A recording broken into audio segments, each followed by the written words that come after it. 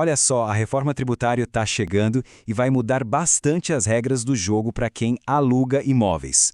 Para quem é proprietário, é fundamental entender direitinho as novas regras do IBS e da CBS. A gente vai detalhar exatamente o que muda e como se preparar para esse impacto. Para quem tem imóveis alugados, essa análise aqui é super importante. A forma de tributar essa renda vai mudar, e nós vamos mostrar o passo a passo dessas novas regras para que não tenha nenhuma surpresa lá na frente. Para a gente entender tudo isso, nosso roteiro é o seguinte. Primeiro vamos ver a nova regra geral para aluguéis. Depois a gente mergulha nas duas condições que podem fazer alguém entrar no novo sistema, analisa os números e os ajustes, vê os pontos que ainda precisam ser definidos e, no final, fecha com um resumo bem prático de como se preparar. Ok, vamos começar. A base de tudo isso é o artigo 251. Mas calma, não precisa se assustar com um advoguês. Pense nesse artigo como um manual. Um manual com duas regras bem claras que vão definir se um proprietário de imóvel passa ou não a ser um contribuinte desses novos impostos. A lógica é até que simples. Pensa assim.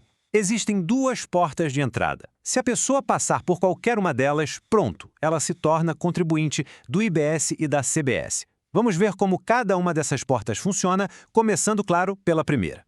A primeira regra, ela olha para trás. Ela analisa o que aconteceu no ano anterior, no caso, o ano de 2025, para decidir quem já vai começar 2026 como contribuinte. E para essa primeira regra tem um detalhe importante. São duas condições que precisam acontecer juntas em 2025. Não adianta cumprir só uma, tem que ser as duas. A primeira, ter uma receita anual com aluguéis maior que R$240 mil. E a segunda, ter alugado mais de 3 imóveis distintos.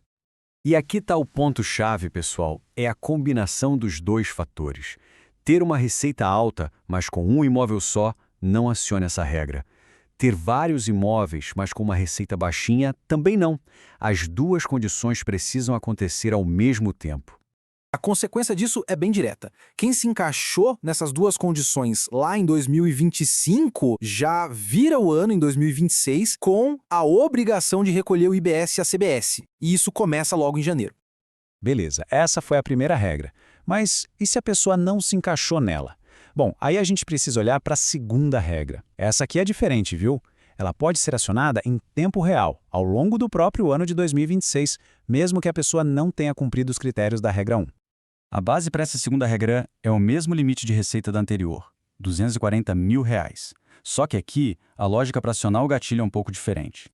A lei adicionou o que a gente pode chamar de um gatilho de excesso. Se a receita ultrapassar o limite base em 20%, pronto, a regra é acionada. E isso muda tudo. Fazendo a conta rapidinho, 20% sobre R$240 mil são R$48 mil. Esse é o valor que, somado ao limite base, cria um novo patamar, um novo teto. E aí a gente chega no número que aciona essa regra em 2026, R$288 mil. Quem ultrapassar esse valor de faturamento com aluguéis dentro do ano, entra no novo regime. E aqui, atenção, vem a grande diferença. Para esta regra, o número de imóveis é irrelevante. Pode ser um só. E a consequência aqui é na hora. A partir do mês em que a receita acumulada no ano passar dos R$288 mil, o proprietário já tem a obrigação de recolher o IBS e a CBS sobre toda a receita de aluguel daquele mês em diante. Certo. Agora que a gente entendeu as duas regras, vamos para um detalhe extremamente importante que afeta todos esses cálculos e que precisa de muita atenção. Presta atenção nisso aqui. O limite de R$240 mil não é um valor fixo congelado. Ele vai ser corrigido todo mês pela inflação usando o IPCA.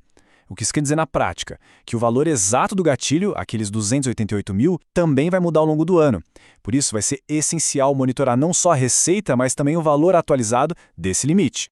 Bom, e como toda legislação nova, sempre ficam umas pontas soltas, coisas que ainda precisam de mais esclarecimento. É importante saber o que já está definido e o que a gente ainda está aguardando detalhamento. A própria lei diz que um regulamento futuro vai detalhar os procedimentos, como a forma de comprovar a receita e de fazer o recolhimento dos impostos. Além disso, e isso é fundamental para a primeira regra, o conceito de imóveis distintos vai ser definido com mais clareza. Para a gente fechar e amarrar tudo, vamos resumir e comparar as duas regras. Ver as duas assim lado a lado ajuda a gente a entender exatamente quando cada uma se aplica. Então, vamos lá. De um lado, a regra 1, que olha para 2025 com um critério duplo, receita acima de R$ 240 mil e mais de 3 imóveis. Se isso acontecer, o pagamento começa em janeiro de 2026. Do outro lado, a regra 2, que opera em 2026 com um critério único de receita, num patamar maior de R$ 288 mil e que não leva em conta a quantidade de imóveis. Então a principal mensagem de tudo isso é a seguinte: o controle financeiro para quem tem imóveis alugados vai precisar ficar muito mais rigoroso. Vai ser necessário acompanhar de perto o faturamento acumulado e, no caso da primeira regra, o número de propriedades que estão alugadas. E fica a reflexão final. Será que as planilhas e os sistemas de controle que se usa hoje são suficientes para lidar com essa nova realidade, com limites que mudam todo mês e com regras duplas? A preparação com certeza começa agora.